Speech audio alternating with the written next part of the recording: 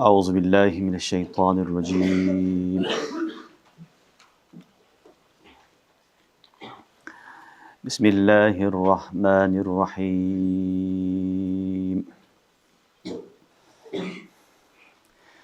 يا عبادي الذين آمنوا إن أرضي واسعة فإياي فاعبدون.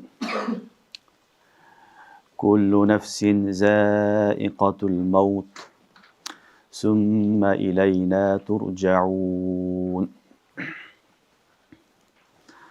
والذين آمنوا وعملوا الصالحات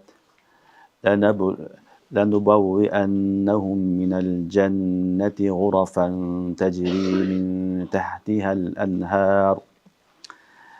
تجري من تحتها الأنهار خالدين فيها نعم أجر العاملين.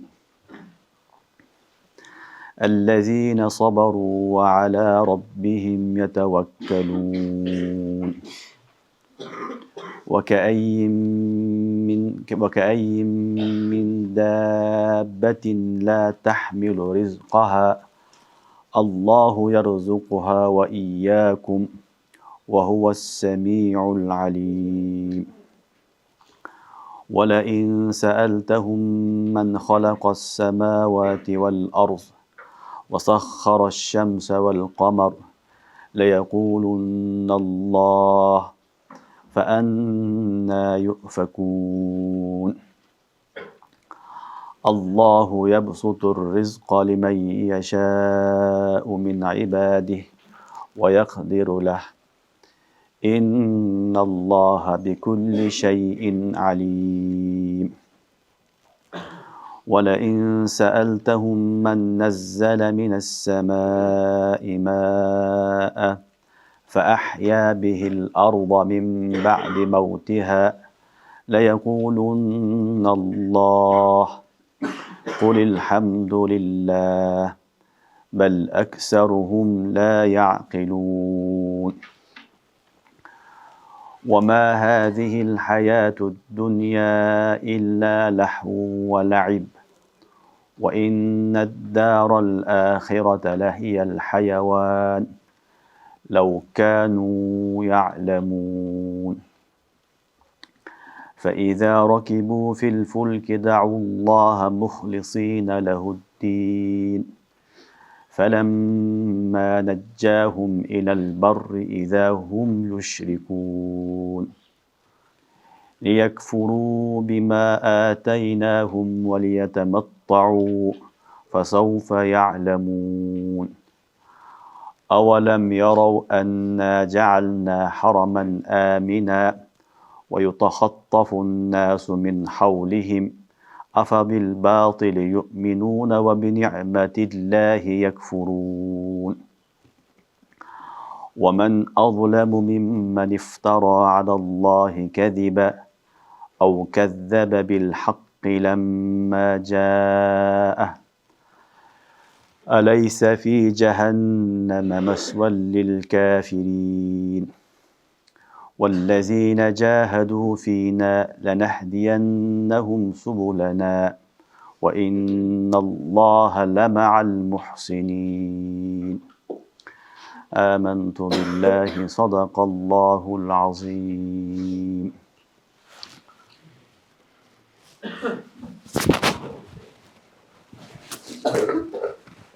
Ey menin iman keltirgen pendelerim, elbette menin ciğerim ötökenen mağa gana sıyıngıla.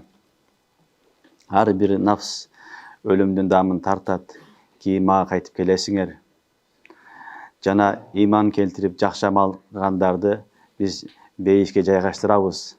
Beyiştegi biyik жерлерге жайгаштырабыз. Алардын астынан дарыялар агып турат. Алар ал жерде түбөлүккө калышат. Алардын кылган амалдары өтө жакшы. Алар сабыр кылышты жана Роббилерине таваккул кылышты. Көптөгөн жаныбарлар бар. Алар өзү менен кошо рызкысын алып жүрбөйт. Аллах аларды жана силерди дагы рызкы берет. Ал угуучу, билүүчү. Эгер алардан сурасаң, асмандарды, жерди, kim jarattı, jana aydı, kündü kim başıydı dep alar sözsüz aytышат, albatta Allah dep. Anan emnege Allah'ını taştab başkaga sыйынасыңар. Allah kimge kalasa rızkısını kenen kılat, kimge kılsa dar kılıp koyar. Albatta Allah har bir nerseni bilүүчү. Eger sen alardan surasan, asmandan jamgırды kim düşüröt, janany menen ölgön жерди kayra kim tiriltet dep. Albatta alar aytышат Allah dep. Aytkın bardyk maktoolor Allah'a taandyk. Belki alardын köpçülügünün akılı jok. Bul dünya bolgonu oyun külkü. Albatta ahiret çыныгы жашоо. Albatta ahiretin жашоосу çыныгы жашоо. Eger alar bilişse. Jana alar kemege түшкөндө Allah'a ihlas menen dua kılışat. Ya Allah bizi kutkarsan kurukluk kapçıgıp alardı biz kurukluk kapçıgıp kutkargandan keyin hayra alar şirk kılışat. Biz bergen nerselerge inkar kılуу үчүn, jana jırgaşı үчүn jakында alar bilişet. Emne alar görüşpöybü, biz haramdı, ıyık, jana tınç jeri kıldık. Jana anın tegedegendegi adamlar ölüp bara жатышат. Alar emne batılga iman keltirişip, Allah'ın nimetlerini inkar kılışabı. Allah'a jalganды jala jabıp, jana hak kelgenden keyin haktı jalgan degenden ötkön zalim barбы? Jok, zalim jok. Albatta andan ötkön zalim jok. Albatta jahannam kafirlardyň bara turgan jeri. Jana biziň dinimiz üçin hareket kılgandardy sözsüz türde biz tuura jolga salabız. Albatta Allah muhsininler menen çoğu.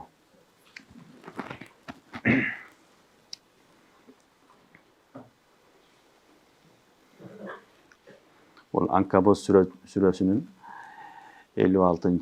55. ayatından tartıp 69. ayatga çeyin ayatlar. Mına şu ayatlar menen Ankabut suresi bütöt baldar. Ankabut suresinin başında Allah subhanahu wa ta'ala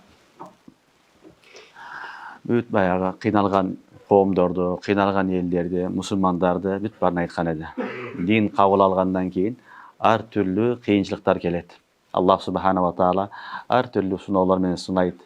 Allah ta'ala oşonun çыныгы iman, kimden çыныгы imanı var, kimden ihlası var, kim ihlası jok, kim munafık, eki yüzlü, uşulardı ajratıp alış üçün Allah subhanahu wa ta'ala har türlü sunawlary beret.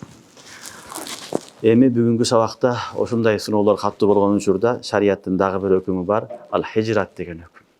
Hicrat kılуу. Egerde sunaw toktoboso, al jere jaşaş mümkün bolboy kalsa, musulmandarga ezip, kıynay berse, anda şariatыбыз hicrat kılganга buyurat. Al jeri taştap, sen başka tınç jerge bardagın, oşol jerde kenen kesir, özüңdүn Kudayıňa, Allah'a, özüňdүn diniň menen jaşaganга hareket kıl deyt. Bugünkü sabakta Allah subhanahu wa ta'ala o yerden başlap atабыз. Başlangıçta ya ibadiyellezine amanu, ey iman keltirgen bendelerim dep Allah talam kayırlı atat. Ya ibadiyellezine amanu, ey menin iman keltirgen bendelerim, inna arzi vasi'ah, albatta menin jerim ötö kenen, ötö çoň, fe iyyaya fa'budun, maga gana sığıngıla. Eme siler eger mümkünçülük jok bolsa, kıynalbasaňar, kafirlar ibadat kılganga jol berbese, anda siler ne kılgıla? Hicrat kılgıla. Başka өлköge barıp, başka mamleketke barıp, oşol jerde kenen kesir, özüňөр kalaganday maga sığıngıla degen söz. Uşul ayat, buga oşon ayatlar Suratun Nisa'da da gelet. Oşonun negizinde başında İslam dininin başında balдар Mekke'de yaşao kıyın bolgondan keyin Mekke'den Madinaga hicrat kılışlık farz bolgon. Kim musulman bolsa, al oşol yerden Mekke'den Madinaga жүрүшлүk algı üçün farz ayın bolgon. Bir gana mustazafin, baralbagan, kudret yetpegen gana adamlar kalıp kalgan. Musulman bolgon, birok hicrat kıla albay kalgan, jaş baldar, ayaldar, oşolor gana kalgan eldin bardyğı hicrat kılgan bollar. Sahabalar birinci Habaşaga hicrat kılışkan, andan keyin Peygamberimiz sallallahu aleyhi ve sellem Madina Munawwara hicrat kılgan. Anan sahabalar Habaşadan kayra Madina Munawwaraga Peygamberimizin aktına köçüp gelişken. Demek hicrat oşol jerden baştalgan. Oşol wagtda hicrat farz bolgan. Kim musulmanmın dese, anın dalili hicrat bolgan. hicrat kılbasa, üzürü yok olbasa, al münafık je kafirle kalgan. Başka adamga Medine'de Mekke'de kalganga ruhsat berilgen emes. Anan oşontu barıp 8-nji hijride balдар Mekke fatih bolgon. 8-nji hijride Mekke fatih bolgon. Fatih bolgondan keyin emi Mekke dagы Darul İslam bolgon. Anan Peygamberimiz sallallahu aleyhi ve sellem la hicrata ba'dal fath degen. La hicrata ba'dal fath degeni Fatih Mekke boldu. Mekke'ni biz açtık. Mekke dagы musulmanlardın şahrı boldu. Emi hicrat kılışın gereki yok. Kim Mekke'de kalsa kala versin degen Peygamberimizin hükmü kelgen. Düşünüңөрбү? Ага чейинки аралыкта сахабалар 7 жыл, 8 жыл Peygamberimiz менен кошо hicrat кылышып келген. Акырында 8-nji hijriden keyin ne bolgon? Hicrat toktogон. Bирок бүгүнкү күндө деле кээ бир жерлерде эгерде кафирлар мусулмандарды кыйнаса, эзип берсе, каалагандай ибадат кылганга жол бербесе, анда бүгүнкү күндө деле өкүм ушундай. Алланын жери экенин, сен өзүңдү, үй бүлөңдү, бала чакаңды динин сактап калыш үчүн таза мусулмандар жашаган жерге барып, жашаганга аракет кылыш керек. Бүгүнкү күндө деле ошол өкүм калган. Düşünüңөрбү? Себеби мусулмандын эң кымбат баалуу нерсеси бул иманы, бул дини. Калган нерсе кымбат баалуу эмес. Эң кымбат баалуу биздин байлыгыбыз балдар, булар Аллахтын берген иманы бизге дин. Ошон үчүн ошол неаматты сакташ үчүн биз эгер туура келсе өзүңдүн жериңден башка жакка барып иман сакташ керек болсо, ошого дагы барганга мусулман даяр болот. Мына бизге дагы орустар басып келген жылдары биздин ата-бабалар, эски адамдар hicrat кылган. Үлкүм болгон мисалы мына жерде. Кашкарга катышкан, Афганистан тарафка катышкан, андан сырткары бул жагыдан Пакистанга, анан ары Саудияга чейин өтүп барган жарандарыбыз бар. Булар ошол иманын, динин сактап калайын, балдарым мусулман болсун, чыныгы мусулманчылыкты сактап калайлык деген максатта ушул ишти кылынган. Ошондуктан бул өкүм азыр деле бар. Эгерде кайсыл жерлерде жашаш мүмкүн болбой калса, адам эркин жашай албаса, динине кысым болсо, анда учурларда кысым болбогон жерге барып, ошол жерде жашаганга аракет кылыш керек. Бул Аллахтын өкүмү. Аллах таалам кайрылып атат: "Я ибадияллазина аману инна арзи васи'a." Ey menin imanlı pendeleriim, menin jerim kenen, fa iyya fa'budun. Menden maga gana seyin kıla deydi.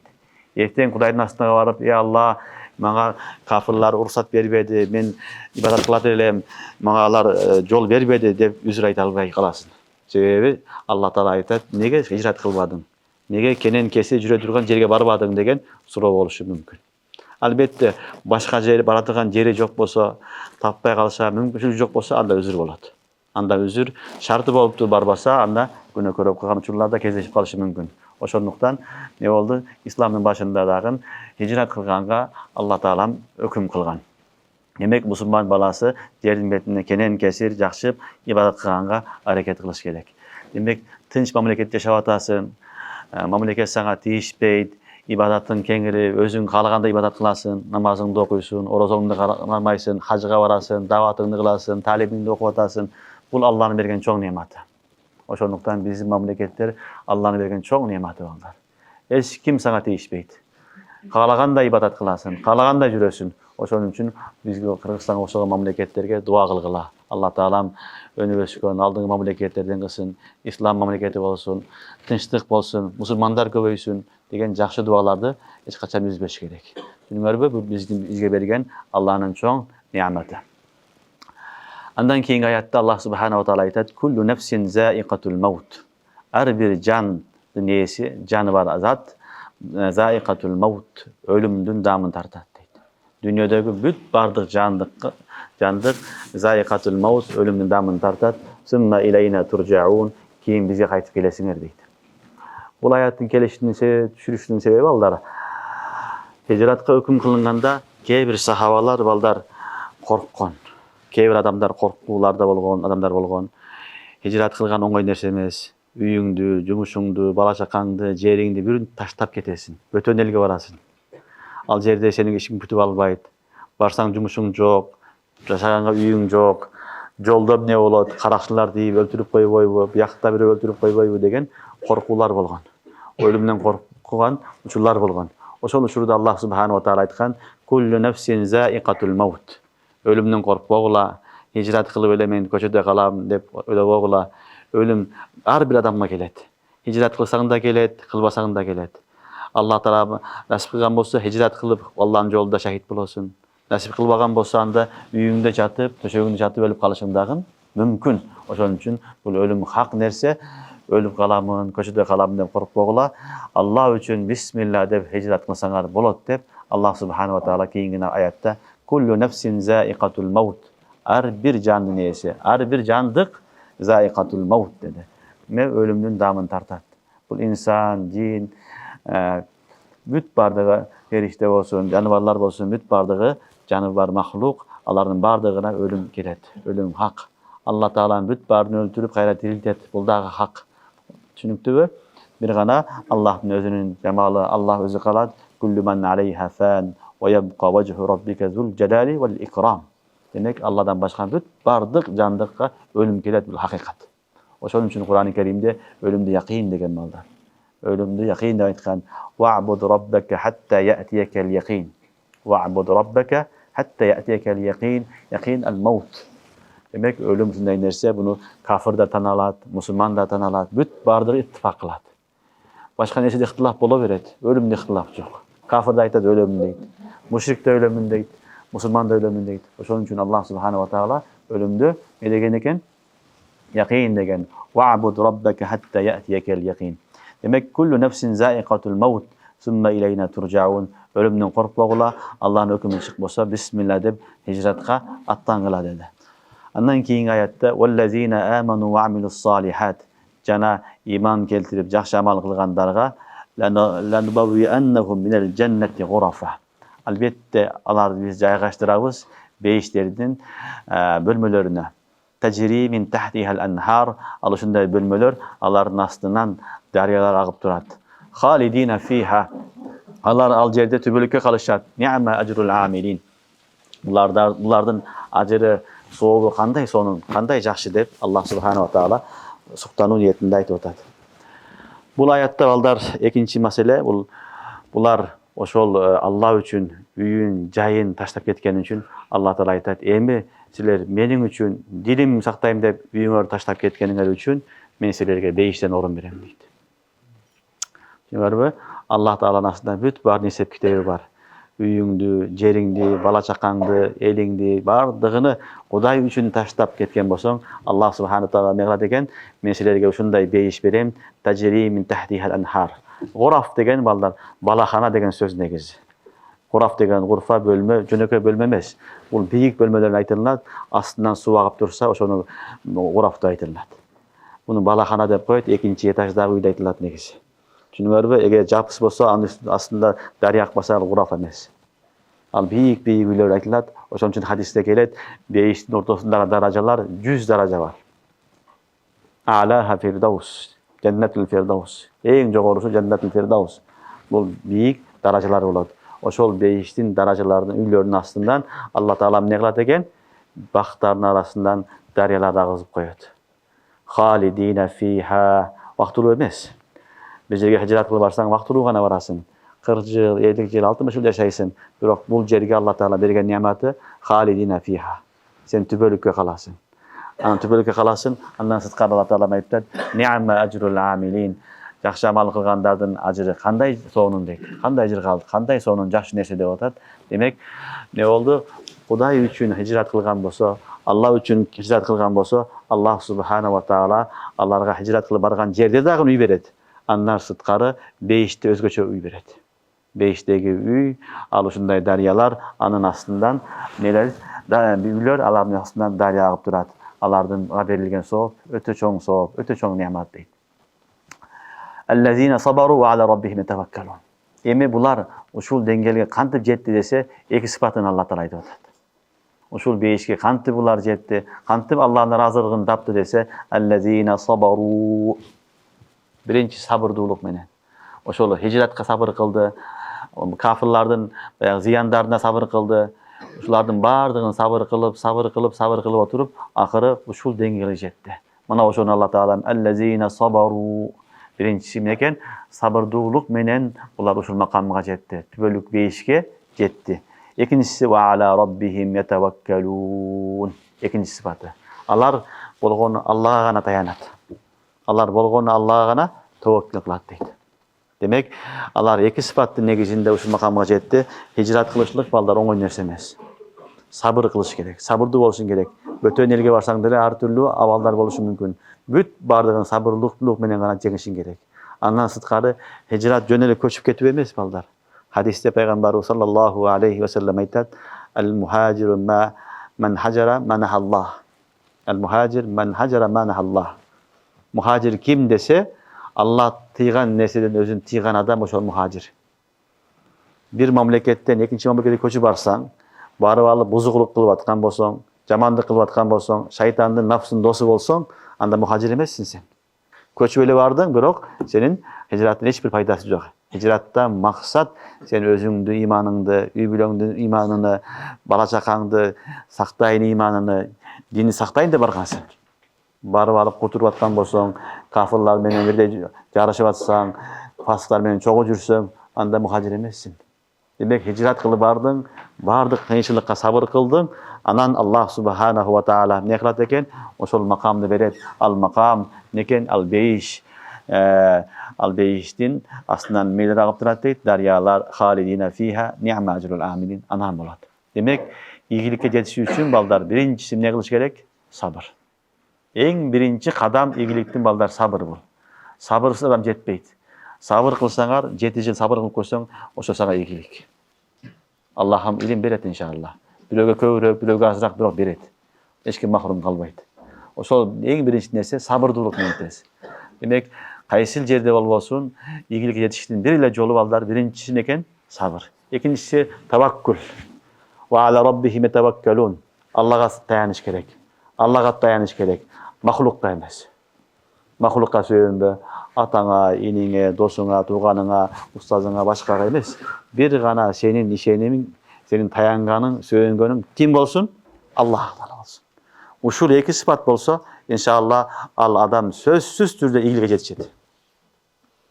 Dünyadagi iyilik de bolat, ahiretdegi de bolat. Dünya işi dagı bolat, balдар ahiret işi de bolat. Dünyadagi çoğ alım boluşu dagı uşu sabır menen bolat. Tawakkul menen bolat. Çoğ bay bolan biznesmen bolmasaң alda uşu menen bolat. Çoğ bir sayasatçı bolmasaң alda uşu menen bolat. Oşo sabırdуулuk menen gana yetiş gerek bolat. Oşoň üçin Allah subhanahu wa taala alardın jetişkenlikleri ilklerine aytıp atat: "Ellezina sabaru ve ala rabbihim yetevekkelun." Alar sabırlı boluşdu, jana Rabbilerine tevekkül kıldı. Rabbilerine tayandı, söýündü. Oşo sebepdi Allah subhanahu wa taala alarga uşul makamdy berdi deydi. Andan keyingi ayet: "Ve ke'ayyin min dabbe la tahmilu rizqaha. Allah yarzuquha ve iyyakum ve huves-semi'ul alim." Ve ke'ayyin min dabbe. Bu ke'ayyin baldar ke'ayyin ede. Tanwin menen. Tanwin menen ede. Keyin rasmul hatta bu ke'ayyin nun menen yazılıp kaldı. Düşünüňärmi? Bu aslında tanwin menen ke'ayyin keyin nun yazılıp kaldı dagın. Bu ke'ayyin bayağı bu ham söz bilesiňer. Köptögön degen söz. Köptögön janawarlar bar. La tahmilu rizqaha. Alar özü menen çoğu rızkısyny alıp jürbeýt. Tamagyny alıp jürbeýt. Allahu yarzuquha ve iyyakum. Allah alarga rızkı beret. Sizlerge dagın Allah rızkı beret. Ve huves-semi'ul alim. Al ugup durat, bilip durat deydi.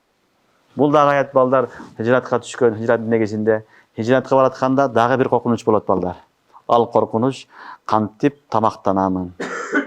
Üydögü baylıktın bardığını taştap ketip atam. Malın kaldı, yerin kaldı, eginin kaldı, budayın kaldı, unun kaldı. Büt barın taştap ketip atsam, anan maga kim tamak beret? Rızkını kayaktan tabamın degen korkunç bolat. Düşünüňärmi? Korkunç sözsüz bolat. Allah subhanahu wa taala uşul ayatda oşol korkunçka jogap katary uşul ayatda ne kıldı bayandap atat. Ve ke'ayyin min dabbe la tahmilu rizqaha. Köptögön janawarlar bar. Alar rızkısyny alıp jürbeýt deydi. Köptögön janawarlar bar, rızkısyny alıp jürbeýt. Birok açta kalbayt. Misaly köptögön janawarlar ballar rızkısyny karabayt. Mal ayda beresin, çıkıp ketet, keşke toyup kelet. Mal bizden köp jeyt. Biz az jeýbiz. Mal bize karaganda 10 есе köp jeydi. Birok oşol maldy Allah Taala ne kılıp atat? Багып атат. Эртең менен айда бересин, ал тоюп кайра келет. Өзүгө көтөрүп келбейт. Эчтекеси жок, куржуну жок анын. Сактай турган жери жок. Анан дагы эртеси таң атканда кайра айдайсың, кайра чыгып кетет, кайра тоюп келе берет. Анын сактай турган, көтөргөн куржуну жок, жашырганга, топтогонго жери жок. Аллах субхана ва таала рызкын ушунду берет. Ошону Алла таала айтат: "Ва каййин мин дабба ла тахмилу ризқаха." Көптөгөн жаныбарлар бар дейт, алар рызкысын алып жүрбөйт дейт. Рызкысын алып жүргөн бир инсан балдар. Андан сырткары кээ бир жаныбарлар бар, мисалы кумурска. Десиңерби? Кумурска балдар жазында, жайында эмне кылат? Кыштын камын жейт. Кышка кам көрөт дагы топтоп алат. Анын себеби кышында жерин бет тоңуп калат дагы ыңгайлуу болбой калат. Ошон үчүн Алла эмне топ жердин астына түшүп алып, жеп анан жайында кайра чыгат. Эки эле махлукту уламалар көбүнчө айтат. Биринчиси кумурска, экинчиси чычкан. Чычкан менен кумурска эмне кылат? Өзүнүн эмесини камып алат. Рызкысыны, азыгыны камтып алат. Жана бирөөсүн уламалар айтат, бул сагызган. Кээ бир риваяттарда карга деп айтылат, бирок сагызган да ошондой болот. Бирок сагызгандын немеси көбүнчө топтогон жерди таппай калат экен. Топтойт экен дагы сагызган. Ошол эмели азыктарына кийин таппай калат экен, мынчалык кетип калат экен да. Себеби сук болот да. Сук болот дагы нар жакы башын тыгып жүрө берип акыры таппай калат экен. Мындан бир чоң сабак болду. Сук адам эмне болот? Өзүнүн рызкын таппай калат акырында. Канаттуу болуш керек. Демек, анча мынча эле жаныбарлар балдар өзүнүн рызкысын камынын жейт, ошону топтойт, сактайт. Бирок калган бүт бардыгы Аллага табакыр кылат. Түшүнүңөрбү? Демек, рызкыны ким берет экен? Аллах субхана ва таала. Силер хижрат кылгыла, коркпогула, жаныбарларга берген зат сага да берет деп атат Аллах таала. Ошол малдар эртең менен чыгып, тоюп келгендей эле сен хижрат кыл Алла үчүн, Алланын дини үчүн. Алла таала рызкыны мен берем дейт. Ошол малды тойгузгондой, сени дагы тойгузамын дейт. Түшүнүңөрбү? Мына ошону Алла таала айтат: "Ва каййин мин дабба ла тахмилу ризқаха." Көптөгөн жаныбарлар бар, алар өзү менен чогуу рызкысын алып жүрбөйт. Аллаху ярзукуха ва iyyakum. Аллах аларга рызкы берет. Силерге дагы Алла рызкы берет. Ва хуwas-сами'ул алим. Субханаллах. Алла көрүп та турат, угуп та турат. Ойлобош керек, Алла мени көрбөдү, караңгыда ачка өлүп каламын деп. Алла мени укпады, сөзүм жетпеди Аллага деп ойлобош керек. Ва хуwas-сами'ул алим. Ал сами' ал-алим. Угуп та турат, билип те турат. Өзүнүн кудурети менен Аллах субхана ва таала рызкысын берет. Демек, Алла жолунда чыкканда, хижрат кылганда, Алла жолуна чыккан учурларда иншалла таваккул кылыш керек. Иншалла, жыныгы ихлас менен чыкса, Алла таала ал адамды ачка койбойт. Ал көчөдө калбайт. Алланын дини үчүн болсо, Аллах субхана ва таала өзү гайыбынан рызкысыны жеткизип турат. Мына ошону айтып атат: Аллах рызкы берет силерге, жанагыларга, жаныбарларга. Ва хуwas-сами'ул алим.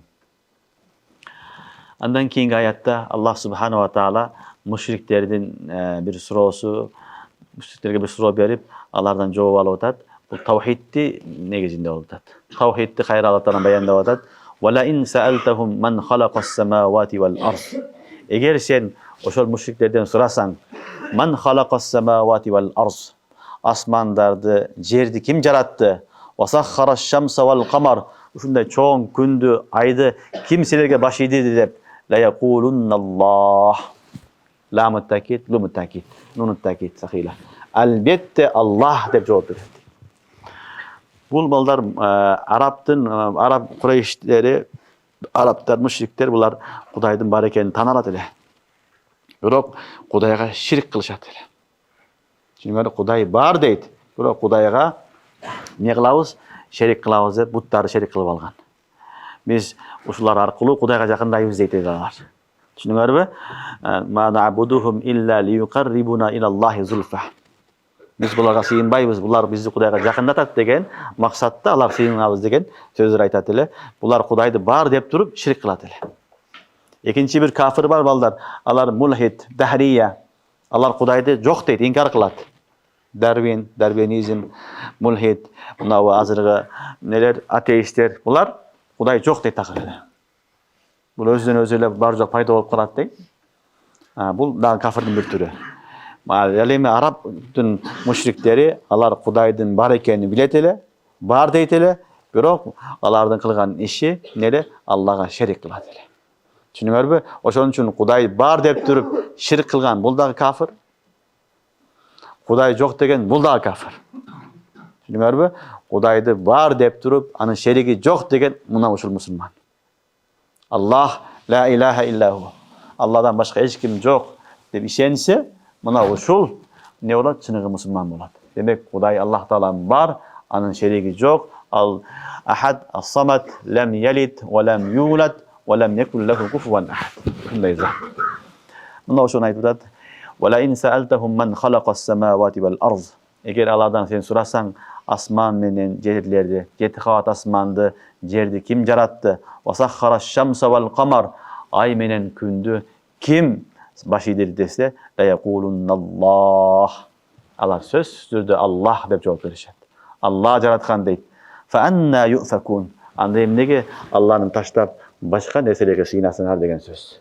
Fe anna yu'fakun ifkten çıkan. Çalgan degen sözden çıkan. Şimdi var mı? Fe anna yu'fakun degen söz manası neken? Anda Kuday'ı taşlap oşol zatlı işine degensinger. Emne gelsiler anda taşlap bolbogon bir payda berбеген, ziyan berбеген butlarga sığınasınlar degen söz. Düşünüktübü? Allahu yabsutur rizqa limen yeşâ'u min ibadihi ve yakdiru lah. Allah kimge kalasa bendelerinden kimge kalasa rızkısını kenen kılıp koyat. Ve yakdiru lah. Kimge kalasa tar kılıp koyat, azaytıp koyat, ölçöp beret degen söz. Ennallaha bi kulli şeyin alim. Allah bardık nesege kadir. Allah bardık nesege kadir. Ул балдар дүниеде адам баласы бүт бардығы тегіз рызқы талап қылады. Қарысы да, жашы дағы, еркегі да, аялы дағы бүт бардығы тегіз қимыл әрекет қыла береді. Әрекет қыла береді. Бірақ рызқы тегіз бірдей берілмейді. Алланың низамы шундай. Алла Тағалам рызқыны тегіз бермейді. Алла біреуге көбірек береді, біреуге азырақ береді. Бұл тағдырдағы несі? Шешілген. Adam balası törelüşten aldı nele kim bay bolot, kim kedey bolot, kimnin rızkısı köp bolot, az bolot Allah yazıp koygan. Allah'ın işi. Biz hareket kılaveremiz. Hareket kılaveremiz. Allah kalasa bay olsun, bi olsun, yaxşı yaşaysın. Allah kalasa takdirde yok bolsa eşteke olmayız. Düşünüyor mu? Bu çeşilgen nerse buna olsun Allah Teala ayttat. Allahu yabsutur rizqa limen yeşâ. Allah kimge kalasa rızkısını kenen kılat. Min ibadihi ve yakdiru lah. Kimge kalasa ağa tar kılıp ölçöp berip koyat deydi. Demek hareket bardığı birde kılaveret, natije birde olmayıp tuğanlar. Bul Allah'ın hikmeti. Allah Teala'm özü bilet. Bir adamga baylık jakşı bolsa, ağa baylığını beret. Bir adamga kedeylik jakşı bolsa, ağa kedeylikti beret. Allah özü bilet. Kimdi kaysı avalda koysa, onun üçün nimet oşol. Sana baylık berdi mi? Demek sana baylık jakşı eken. Oşun üçün Allah Teala'm baylıktı berdi. Sana kedeylik berdi mi? Sana kedeylik jakşı eken. Sen bayıp ketkende kurturup dinden çıkıp ketişin mümkün edi.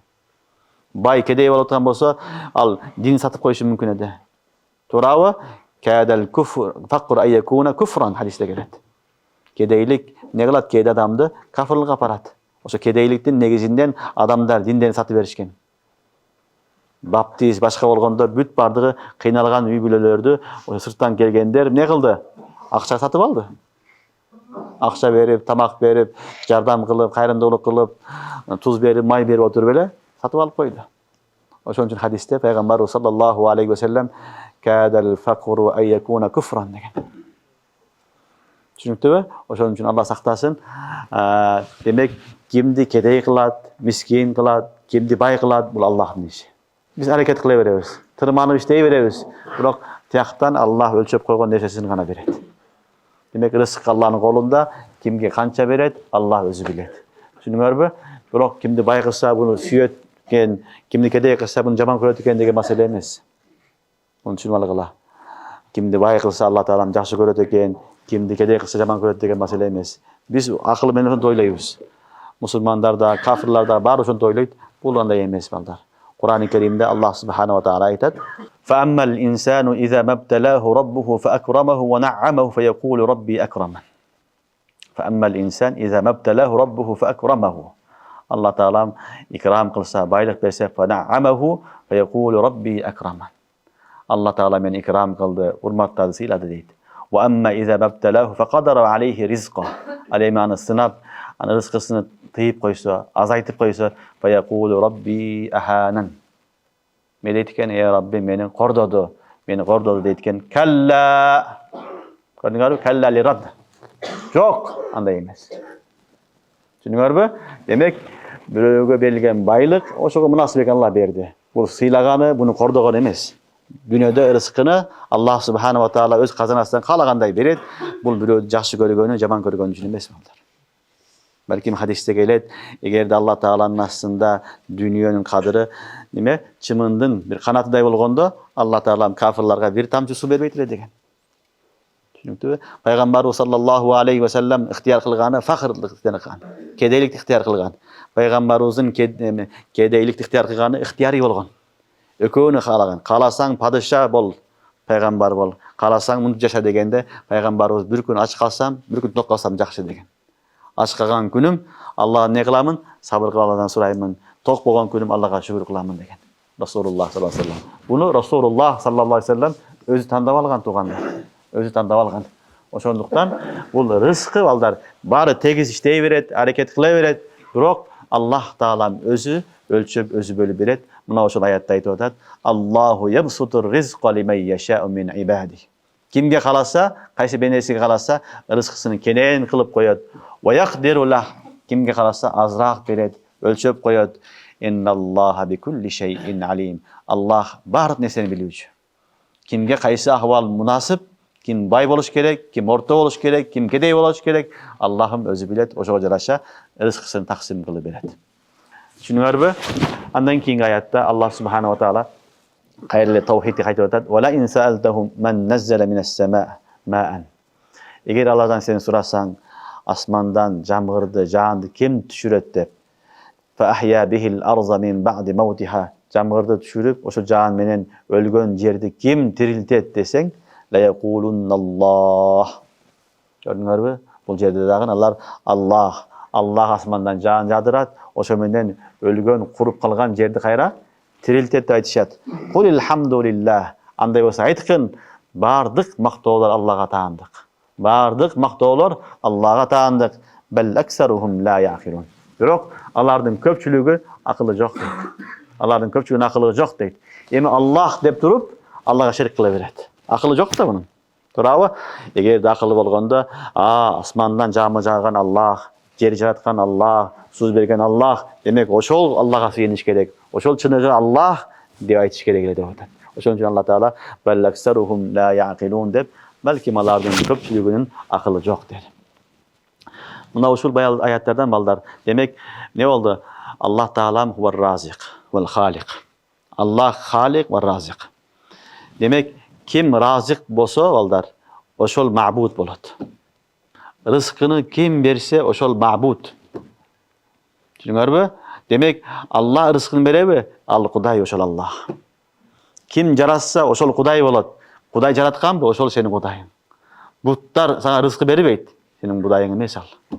Butlar seni jaratkan emes. Sen Kudayın emes senin al. Kim jarattı seni? Oşol Kuday. Oşol ma'budu hakiki. Kim sana rızkı beret? Oşol Allah.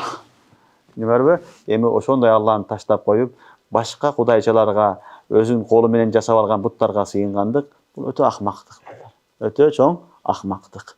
Demek bu dünyada bir gana Allah var. Sebep büt barını oşol jaratat.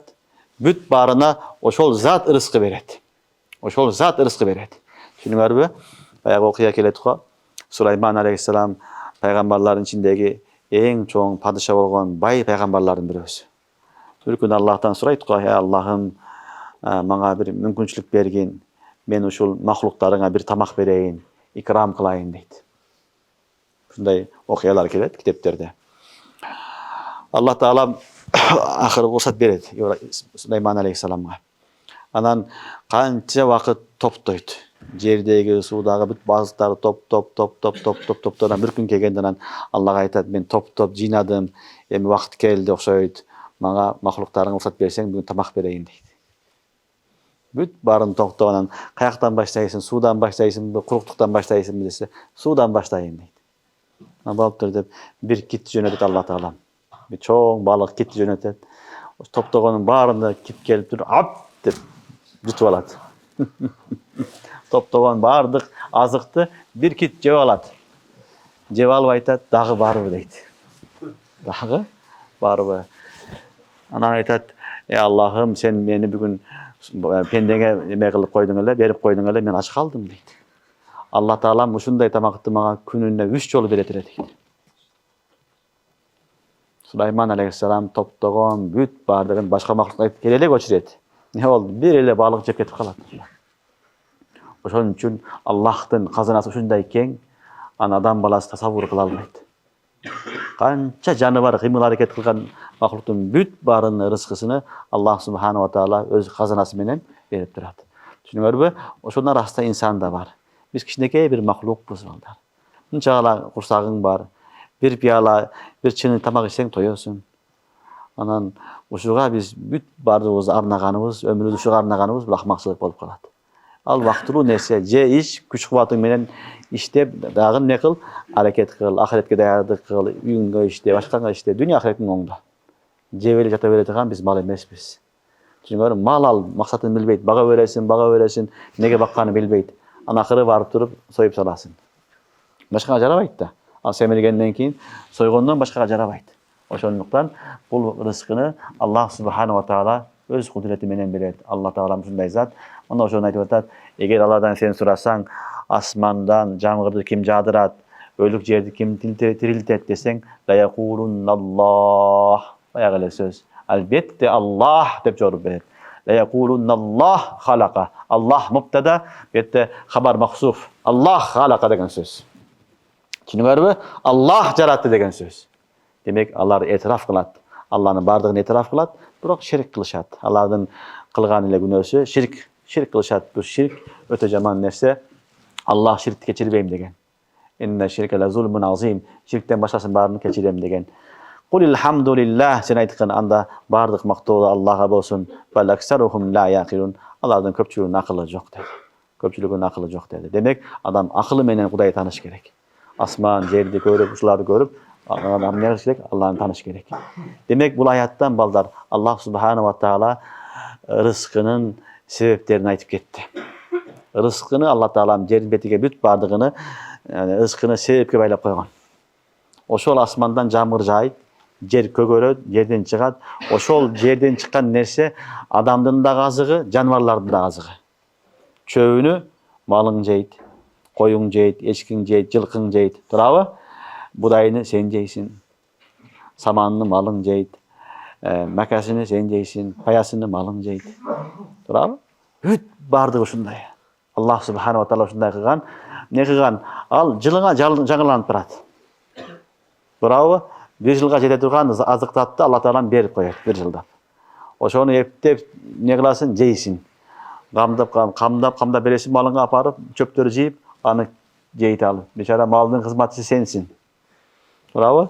Ага камдап бересиң, өлүп калбасын, ачка калбасын деп. Өзүңкүнү өзүңчө камдайсың. Анан ошону акырын жейсиң. Эптеп жазга жеткенден кийин кайра анан дагы башталат. Кайра эле ошол жашоо. Кайра эле Алла таалам жаан берет. Кайра эле жер көгөрөт, кайра жан чыгат, кайра жашоо.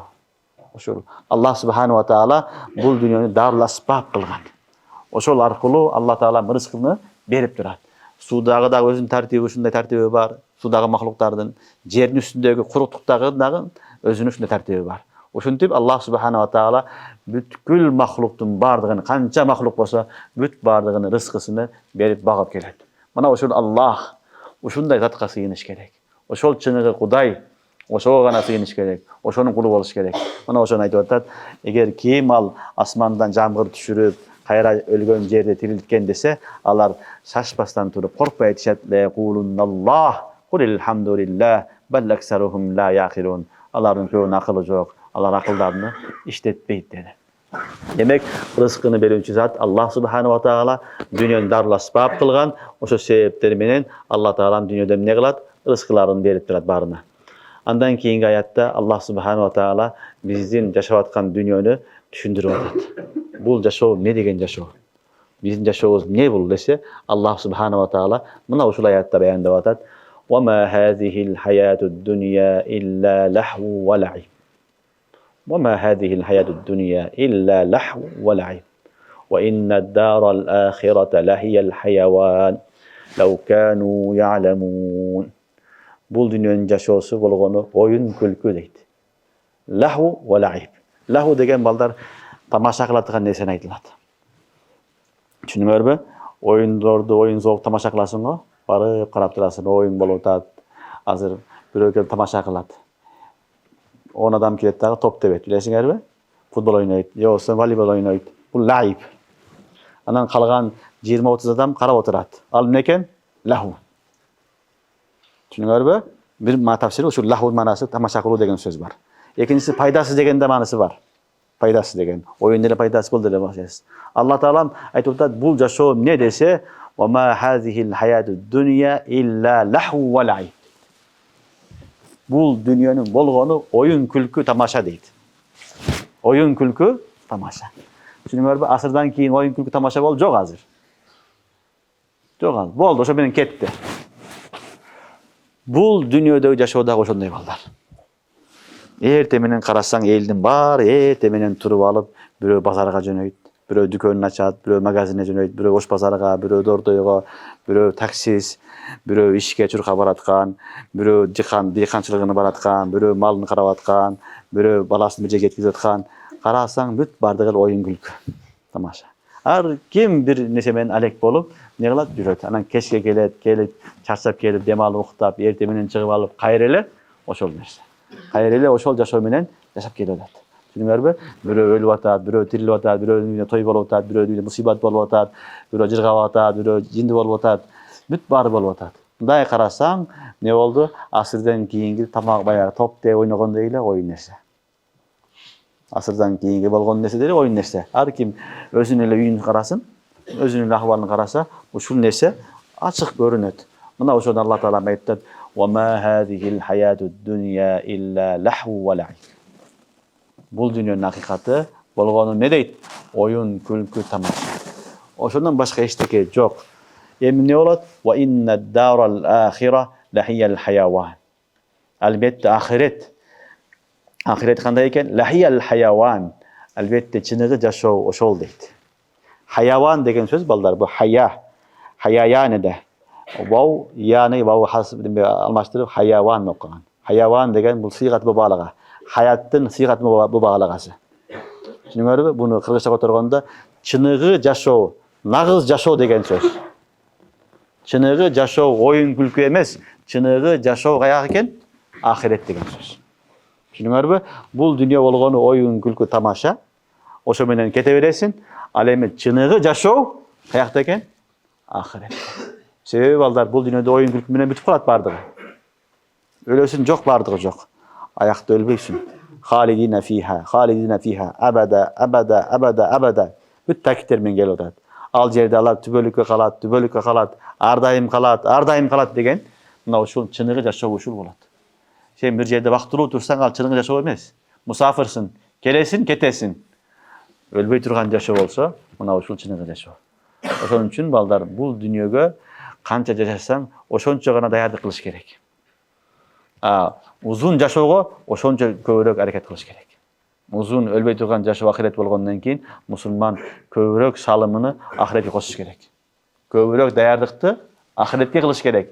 Бул дүйнөгө вактылуу гана өлбөй турган болуп жашап, ахиретке чыныгы жашоого, негизги жашоого эмне кылыш керек? Аракет кылыш керек. Мына ушул аяттан Алла Таала мушуга ишара кылып атат: "Ва ма хазихил хаятуд дунья илля лахву ва лаиб." Бул дүйнөнүн болгону не дейт? Оюн күлкү тамаша. Бирини бири тамаша кылат, бул байып кетти, бул куруп кетти, бул өтүп кетти, бул өлүп калды, бул жакшы болду, бул жыгылды деген эле бири-бирин тамаша кылып эле өтүп кетет. Башка эчтеке жок. Ва иннад дарал ахира. Албетте ахирет, кыяматтан кийинки жашоо лахиял хаяван. Мына ушул чыныгы жашоо. Мына ушул чыныгы нагыз жашоо ушул. Лау кану я'ламун. Эгер алар билишсе дейт. Эми алар билишсе жакшы болот эле. Ошол чыныгы жашоого алар даярдык кылышат эле деген аят бул. Түшүнүңөрбү? Демек биздин балдар бул жашообуз болгону эмне экен? oyun külkü tamaşa. Ошол асырдан кийинки топ деп ойногондой эле жашоо. Ошо менен өтүп кетет. Жаш бала келет, убактылуу барып чоңойот, балага жетет, кийин окуйт, кийин чокуйт, анан үйлөнөт, анан балалуу болот, ушинтип кете берет. Бирөө келет, кете берет, бирөө келет, кете берет. Убактылуу нерсе карап турсаң таң каласың. Эртең менен күн чыгат, ар ким өзү менен өзү алек. Бирөө мал карап аткан, бирөө мал сабап аткан, бирөө баласын жетелеп алган, бирөө кетмени көтөрүп немеге жөнөгөн, дыйканга, бирөө базарга жөнөгөн, андан башка эчтеке жок. Ачыныгы жашоо ахирет ошон үчүн алда керек. Акыйкатын Алла айтып койду. Бирок ошолор менен чогуу ахиретти унутпаш керек. Ошолордун арасынан намазга вакыт бөлүш керек, орозого вакыт бөлүш керек, хажга вакыт бөлүш керек, зекетин бериш керек, хажына барыш керек, Алланын өкүмдөрүн аткарыш керек, намазын таштабаш керек. Бүт бардыгыны ошо менен чогуу кылыш керек. Ошолор калат. Ал-бақиятус салихат бар го. Ал-бақиятус салихат калат. Калганы оюн күлкү болуп жок болуп кетет. Түшүнүңөрбү? Алла Таалам дүйнөдөн жакшы амалдарды кылышка бардыгы товфук берсин. Андан кийинки аятта فَإِذَا رَكِبُوا فِي الْفُلْكِ دَعُوا اللَّهَ مُخْلِصِينَ لَهُ الدِّينَ فَلَمَّا نَجَّاهُمْ إِلَى الْبَرِّ إِذَا هُمْ يُشْرِكُونَ. Жанагылар кемеге минген учурунда калыс Аллага дуа кылышат дейт. Калыс Алладан сурашат дейт. فَلَمَّا نَجَّاهُمْ إِلَى الْبَرِّ. Аларды кийин куруктукка алып чыгып кемеден баягы топондон судан куткарганыбыздан кийин إِذَا هُمْ يُشْرِكُونَ. Алар кайра эле бизге ширк кылышат дейт. Кафырлардын дагы бир адатын Алла Таала баяндап атат. Алардын адаты ошо кемеге чыккан учурларында илгерки сапарлар балдар кеме менен болгон көбүнчө. Азыркы поюз, азыркы самолет жок болгон ал учурда. Азыркы машина жок болгон. Кеме менен болгон. Кемеге чыкканда алар не кылган? Баягы кемеде толкун болгондо, толкун катуу болгондо бардыгы эй Кудай дейт. Ошентип акыры алар не кылган? Кудай деп Кудайга жалынган. Алла Таалам балдар чын ихлас менен ким дуа кылса кабыл кыла берет. Кафир дуа кылса да кабыл кыла берет. Музтар дейт. Музтар деген ошол эч ким таппай калып бир гана сенсин, Аллахым, мени куткар деп Аллага жалынса, Алла Таалам анын дуасын кабыл кылат. Мусулман болсо да, кафир болсо да. Түшүнүңөр, ошон үчүн кафирлар дагы ошол жерге келгенде Кудайды берет. Кудай дегенде Аллах субханала таалам не кылат? Аларды дагы дуасын кабыл кылып, не кылат? Аларды куткарат. Толкундан эсен-аман алып чыгып, куруктукка келет. Жерге келгенде фаизахум мушрикун. Кайра эле баягы ширкини кыла берет.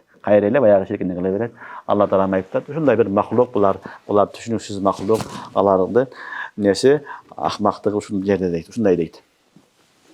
Муфассириндер балдар бир хадисте бир окуя келет, ошону ушул аяттын негизинде айтышат. Фатх Макка болгондо, Мекке фатх болгондо, пайгамбарыбыз саллаллаху алейхи вассалам Меккеге келгенде, Меккени басып баягы алгандан кийин, фатх кылгандан кийин, ачылгандан кийин эмне кылган? Сафага чыгып тоосуна, Сафа тоосуна. Ошол жерге барып бир чүпүрөктү, ак чүпүрөктү байрак, желек сыяктуу көтөрүп бардыгыны эл топтогон. Курейшти топтогон. Курейштин баарын топтогон балдар. Ошондо баягы жаш балдар, аялдар калган, баягында күчтүүлөр, душмандар качып кеткен. Себеби пайгамбарыбыз келди, Мекке фатх болду. Эми бул не кылат? Бизге зулум кылат. Буга чейин биз каршы болгонбуз, душман элек. Эми ал бизди басып алды. Эми бизди эмне кылат? Баарыбызды жазага тартып, өлтүрүп жок кылат деп кафирдин бардыгы качып кетет балдар. Көпчүлүк качып кетет. Ошо качкандар ичинде Вахши ибн Харб да бар эди. Вахши бул баягы пайгамбарыбыздын абасы Абба Хазас Хамзаны шахид кылган. Билесиңерби? Хамза разияллаху анху саййиду шухада. Ошону шахид кылган Вахши бар эди. Ал дагы коркуп качат. Пайгамбардын бир тууган, атасынын бир тууган өлтүрсөм, мени соо койбойт деп Алла коркуп качат. Алардын арасында Экрима ибн Абу Жахлдын баласы Экрима да бар эди. Экрима ибн Абу Жахл албакта мусулман болгон эмес. Абу Жахл өлгөндөн кийин Бадырда ошол атасынын ордуна бий болуп, Курейштерди ар дайым башкарып келген. Пайгамбарыбыз менен көп жолу согушкан адам Экрима ал дагы бар эле. Түшүнүңөрбү? Алар айтат, эми бизге күн жок, пайгамбар келди, эми бизди баарыбызды жок кылат деп качат балдар. Качканда ошол азыркы Жидда тарафка катышат. О убакта Жидда жок эле. Жидда тарафка качып баратканда анан пайгамбарыбыз топтойт анан айтат. Ар биринин кылган күнөөлөрүн айтат. Паланчы мындай кылдың деп айтканда бүт бар коркуп калат. Biz kılgan günahlarımızды özümüz bilbey kalıpbız. Peygamber unutmaptır dep bari korkot. Эми баарыбызга жаза берет экен деп коркуп турганда Расулуллах саллаллаху алейхи ва саллям айтат: "Ла тасриба алейкумул яум." Субханаллах. "Ла тасриба алейкумул яум." Бул деген сөз Юсуф алейхиссалам айткан. Өзүнүн бир туугандарына "Ла тасриба алейкумул яум" дегени силерге эч ким жемелебейт, силерди эч ким урушпайт, силерге эч ким тийишпейт деген сөз. Түшүнүңөрбү? Бүт баарын айткандан кийин элдин баары калтырап коркуп турганда айтты: "Ла тасриба алейкумул яум." Силерге эч ким тийишпейт, эч ким силерди жемелебейт, урушпайт, кыжаат болбогула, коркпогула дейт. Субханаллах. Анан ошол жерде тургандарга жан кире баштайт. Жан кирип анан пайгамбарыбыз менен сүйлөшө башташат. Ошондо Икриманын аялы балдар Умму Хакам туруп айтат. Туруп мени тааныйсыңбы дейт. Тааныймын дейт. Пайгамбарыбыз айтат. Сен Икриманын аялысың дейт. Икрима корккондон качып кетти дейт. Качып кетти. Аны дагы күнөөлөрү көп.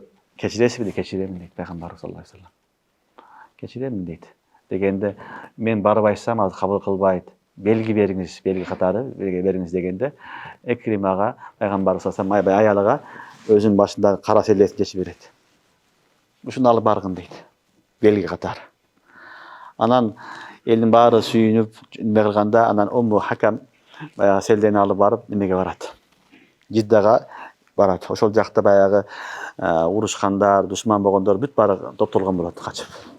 Качып жөнөгөндө булар барса неме келген болот. Кеме болот. Кеме Хабашага өтөт. Нар жагы Хабашага өткөн кеме болот. Ал 15 күндө, bir айда болот эле. Бирок ошол күнү жүрүп калат. Анан Икрима дагы не болот? Ошо кемеге чыгат. Түшүнүңөрбү? Кемеге чыгып, кемеден жүрүп анан бир аз жүргөндө толкун башталат. Толкун башталат. Анан баягы жердегилер бирөө "Я Узза агисни, я Лат агисни, я Манат агисни" деп кудайларын чакыра баштайт. Эй Узза, эй Лат, эй паланчы деп кудай буттарын айтып, жардам бер, жардам бер, жардам бер дегенде, ошол жерде баягы кемедин башкарган капитан болот го, башкарган адамы. Ошол айтат: "Силерге бул кудайыңар пайда бербейт. Бир гана Роббул Аламин пайда берет" дейт. Роббул Аламин пайда берет дегенде Икрима айтат: "Мен ушул Мухаммадтан качып келдим деп ошол сөздү дагы ушул жерде уктум. Демек ушул чыныгы Кудай экен. Аллах мени сактасаң сага убада берем. Мен Мухаммадка барып кол берип мусулман болом" дейт. Анан бир аз жүргөндөн кийин айтат: "Кайт" дейт кемени. Кайт болбой калды деп. Анан кайтарат. Кайтарып, анан келип жээкке келсе, аялы турат. Аялдар турат. Анан аялын көрүп коркот. Аялдарга дагы күн бербептир, аялдарды да кууптур деп кыжаат болот. Пайгамбарыбыз аялдарга тибейт деп ойлогон да. Тибейт деп ойлогон. Хакыйкатта тийген эмес. Ана аялы келгенде эмне десе, айтат пайгамбарыбыз кечирди дейт. Расулуллах. Кана десе, мына селдеси Расулуллах саллаллаху алейхи ва саллям кечирди дейт. Түшүнүңөрбү? Кафырлар дагы, мушриктер дагы ошондой баягыдай кыйын акыбалга түшкөндө буттардын бүт баарын унутуп Аллах дейт. Аллахнын боорукерлигин карагыла, Аллах субханаху ва таала ушундай боорукер зат. Кафир, мушрик билет, бирок дуа кылганын кабыл кылып, аны куруктукка чыгарып коет. Түшүнүңөрбү? Мына ушул аятта айтып атат: "Фаламма наджахум илал бар изахум мушрикун." Аларды Аллах таалам куруктукка эсен-аман алып келсе, кайра эле шириктерин кылышат дейт. Түшүнүктүбү? Мына ушул окуядан билинет балдар, ислам дини күч менен, ислам дини кылыч менен таркалган эмес. Ислам дини жихад менен таркалган эмес. Ислам өзүнүн акыйкаты менен, чынчыл дин менен, адилеттүү дин экендиги менен жана пайгамбарыбыздын кечиримдүүлүгү менен эмне болгон дин таркалган. Ислам дини эч качан күч менен таркалган эмес туугандар. Ислам качан күч колдонгон, алар мусулмандарды кыйнаганда, мусулмандарды езип кыйнаганда, аларга дифа кылыш үчүн, өзүнү коргош үчүн анан башталган. Болбосо ислам өзүнүн чындыгы, акыйкат дин экендиги, адилеттүү дин экендиги, жалпы адамзат үчүн боорукер, ырайымдуу дин экендиги ошол өзүнүн акыйкаты менен таркалган дин. Ушул хадистен дагы, ушул окуядан дагы ушул билинет балдар. Болбосо пайгамбарыбыз саллаллаху алейхи ва саллям топтоп алып баарын өлтүрүп тастаса болот эле. Алар күн көрсөткөн эмес пайгамбарыбызга, бирок андай кылган жок. Медеди: "Ла тасриба алейкумул яум." Бүгүндөн кийин силерге боштондук, эч ким тийишпейт, силерге кыжаат болбогула, кеңири жүргүлө деген сөз. Эч ким силерди урушпайт, жемелебейт деген сөз. Түшүнүңөрбү? Демек кафырлар курукка келгенде изахум мушрикун, алар кайра эле ширк кылышат дейт. Hem ne üçün? Liyekfuru bima ataynahum. Biz bergen nerselerdi inkar kılış üçün. Biz bergen nerselerdi jokka çıkarış üçün. Ve liyetamatta'u. Jana biz bergen nimetlarda jirgaş üçün. Jirgap alıp kayrele Kudaydı unutup kalış üçün. Şunda kılışat deyit. Fasawfa ya'lamun. Jakında görüşöt deyit. Uşul kılgandары tuura emespi? Uşul kılganda şirk kılganda jakşı emespi? Bunun cazasını, akıbetini jakında görüşöt. Avalam yaraw anna ja'alna haraman amina. Andan keyin Allah subhanahu wa taala dagı bir Kureyş'e berilgen, ahli Kureyş'e berilgen nimet neseti ötat. Avalam yaraw, alar körüşpeyi anna ja'alna haraman amina. Biz haramdı amın kıldık, tınç şahar kıldık. Ve yutakhattafun nasu min havlihim. Haramның tegeregindeki adamların büt bardığı ölüp ketip attı deydi. Alardın bardığı ölüp jatışat, alardı adamlar öldürüp ketip atat deydi. Afa bil batil yu'minun ve bi ni'metillahi yekfurun. Emi bular batılga iman keltirip Allah'ın nimetlerini inkar kılışabı deydi. Allah'ın nimetlerini inkar kılışabı deydi. Bul dagı mallar kafirlarga, ahli Kureyş'e berilgen nimetlerin birösü. Kureyş balдар, bular köpünçe Mekke'nin tekide yaşagan. Mekke'nin tekide. Haramdın hududunda, şekilde yaşagan. Haramda Allah Teala azır dele, murda dele ıyık kılgan. Iyık yer. Kur'an-ı Kerim'de Allah Teala aytat: "Ve dakhalahu kana amina." Kim haramdın hududuna girse, al ne olat? Amında olat, tınçlık olat. Ağa hiç kim kol salmaydı. Ana hiç kim öldürmeydi. Ağa hiç kim tiyişmeydi. Düşünüyor mu? Bu derse azır elemez, cahiliyet doğrunda da olgan. Oşun üçün Araplardan avalı balдар öte oğur bolgan. Alar bolbogon nesege uruşup, kan tögüp, birbirini öldürüp örgen. Biroq haramga kelgende oşol jerdegi Kureyşke tiyişken emes. Bu haram, bu Mekke'nin tegeregi ıyık jer, bu jerde öldürgenge bolboyt, uruluk kılganga bolboyt, adam kan tökgenge bolboyt dep tiygen emes. Allah Teala ayttat: "Biz selerge nimet kılıp bergenmiz. Aytçı alarga biz alardı haramga jaygaştırdık. Al jerde tınç yaşaştı. Al ne deyat? Ve yutakhattafun nasu min havlihim." Alardın tegeregindeki ellerin müt bardığını elder öldürüp ele, kanın tögüp ele jatat. Uruşta barıp öldürüp ketet, kanın tögöt. Yutakhattafu degen mınдай kılıp alganda aytılат.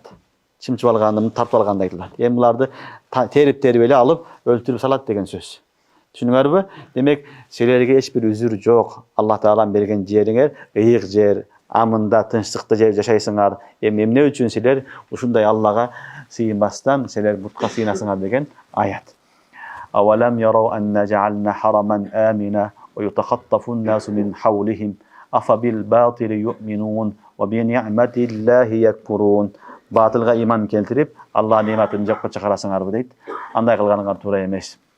وَمَنْ أَظْلَمُ مِمَّنْ اِفْتَرَى عَلَى اللّٰهِ كَذِبًا اَوْ كَذَّبَ بِالْحَقِّ لَمَّا جَاءَهُ. Emi Allah'a jargandı, jala japkan, jana hak kelgenden keyin anı inkar kılgandan, anı jalgan degenden ötkön zalim barбы deydi. Jok. Demek kafirlar da zalim, haktı inkar kılganlar da zalim.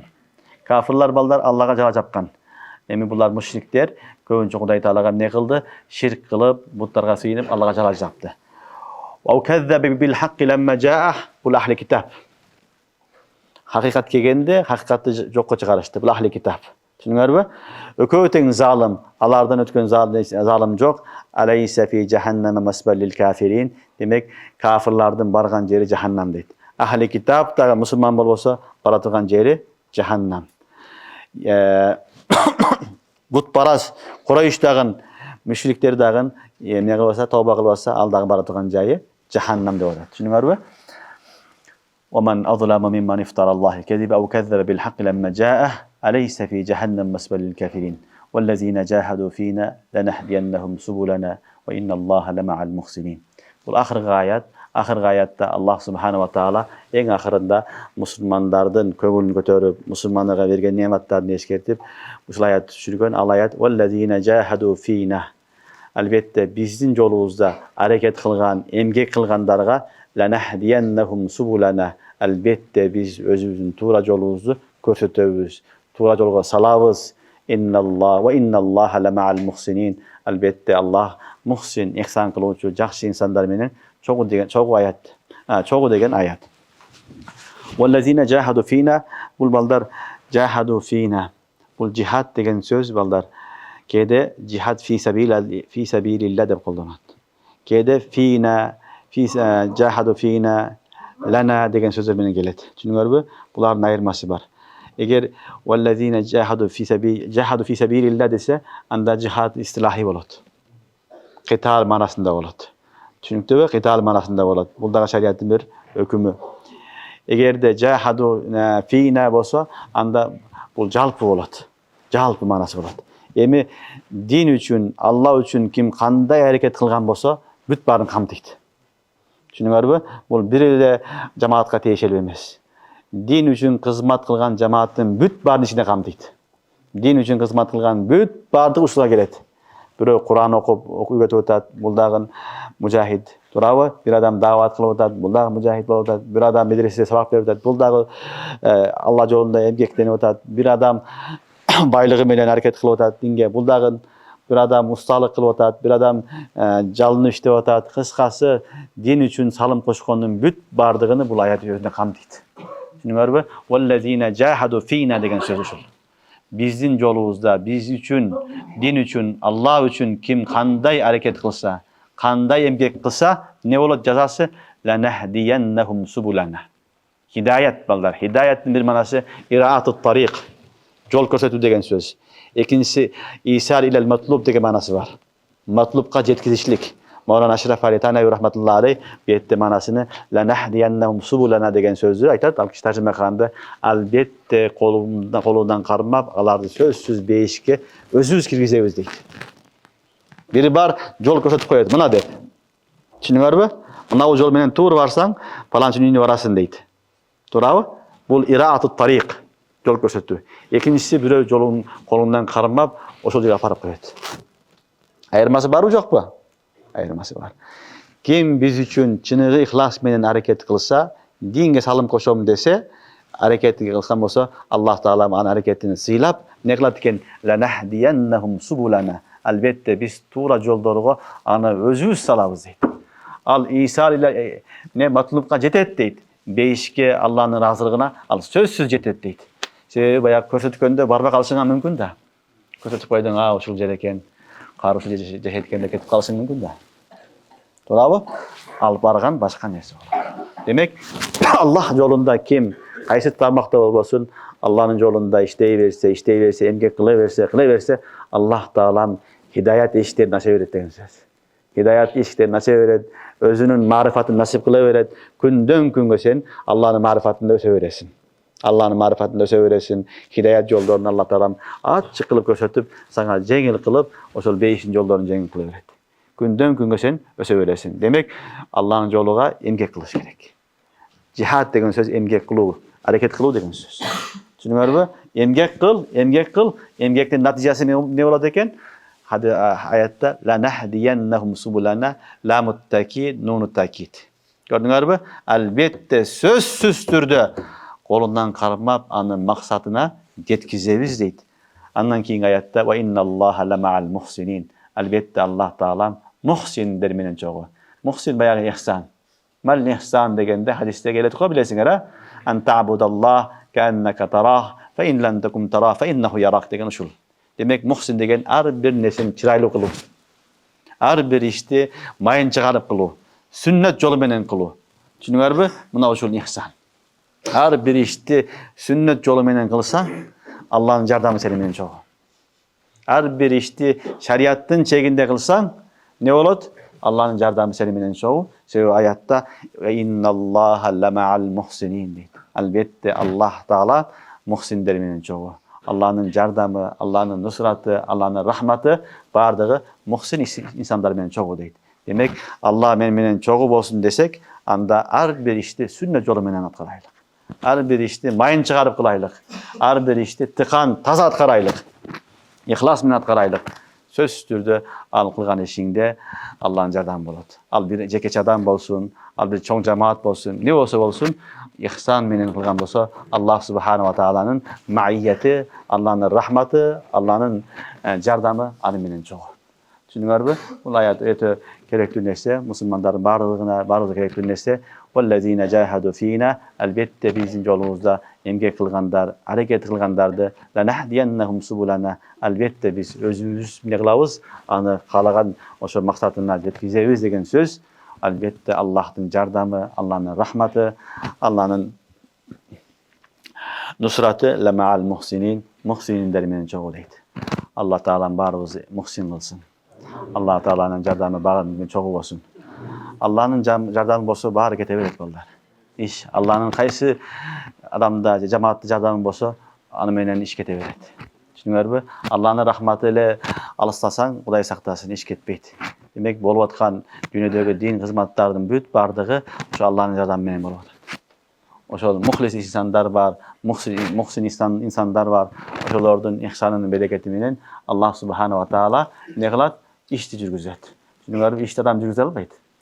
İşte Allah Teala yürüzet. Onun için yürütken cemaatler, okul joylar, qarixonalar, medreseler, xanqalar, büyük bardığı Allah'ın nusrati bilen oşol cemaatlerin içindeki yaxshi insanlardan duasını bereketi bilen, muxlislerden duasını bereketi bilen, muhsinlerden duasını bereketi bilen yürütür. Demek biz her daim Allah'ın rahmetine neviz muhtacımız.